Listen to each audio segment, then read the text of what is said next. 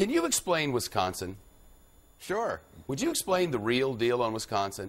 Not the it's all political, isn't it? Isn't this Heavily. just 100% politics? No doubt about it, because the whole business about the budget crisis is off the table because the unions have said there is no budget crisis in Wisconsin. Well, they say they have. They've given concessions. That's what I'm saying. Oh, I thought you were saying no. There was a budget crisis before. Yeah, No, that's one real. of their own making. Right. Yeah. Okay. But the unions have given the concessions necessary to take that off the table. So Yeah. what you're left now with is the whole notion of bargaining power. And the governor says, you know what, I don't want unions to be able to take dollars out of union members' pockets and contribute it to the Democrats. And the Democrats are saying we insist on having this right if that's what we want to do for our unions because they're essential in order to support Democrats' campaigns. Have you looked at the list of the top 10 donors to political campaigns in America, the top 10 highest? Yes. Seven of those 10 donate to Republicans. Correct. The other 3 that remain of those top 10, unions. They all donate to Democrats, and they're all unions. Right.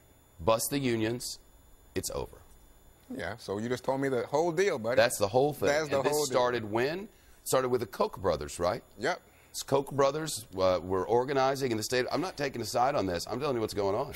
I'm glad you said, because that's exactly the story. I'm not taking a side of this. No, the but let me facts, tell but you, people don't want to hear the facts. No, exactly. And so just by telling them the facts, you're angering a lot of people. Okay, let them get angry. Facts are troublesome creatures from time to time. The Koch brothers, among others, were organizing to try to bust labor. It's what big business wants to do, bust labor. This isn't a new concept. So they started getting organized. They gave a bunch of money to the governor's campaign.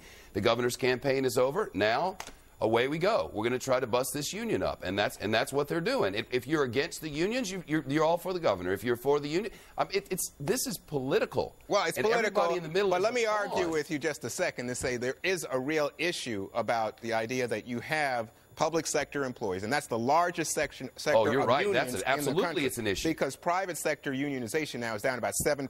That's right. So if you're looking at where the big union dollars and unionization forces in an American life right now, it's in the public sector and largely in government employees. Yep. Right? Okay. It certainly is. So that is why right now, when you're talking about busting unions, you're talking about the governor saying no negotiating rights for you as a union. And that's a lot of people are angry at teachers, yep, given what's going on with schools in this country. Yep. A lot of people think that the idea of these lavish benefits that the Democratic politicians have been rewarding union members with is out of bounds given the recession. So that's an issue behind the scenes. That's another thing. Okay, so but your point is well taken, but I just want to say those are real issues in addition to the political issues and the campaign funding issues you described. And those are discussions that Americans should be having. Absolutely. And those should play themselves out. But to pretend that this is about a fiscal crisis in the state of Wisconsin is malarkey.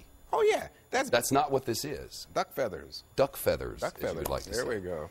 All right, but have your argument. It's one worth having. I mean, you can make a constitutional argument. You can go back to some presidents from a long time ago when this place was being founded who said, you know, we really shouldn't be organizing government workers. That's not how this works. So you can make that argument all day long, but that's not what Wisconsin is. No, but it's an important argument to be had given some of the benefits, these extraordinary benefits. I mean, you know, a policeman retires, he's still in his 40s or 50s, and he's getting half pension, then he's doing double time. People are saying, wait a minute, I'm up against a difficult recession. Why is that not the case in the private sector? The really problematic thing is they were promised this. They worked all their lives for this. On a contract they signed. On a contract that both sides signed. Right. We have a contract law in this country, too. But you know what? In the USA Today, it said 60% of Americans say these unions should have bargaining rights. So if the governor is willing to sit down and talk to the people, he can win. But public opinion at the moment is not with the governor of Wisconsin. The timing is very good. Right.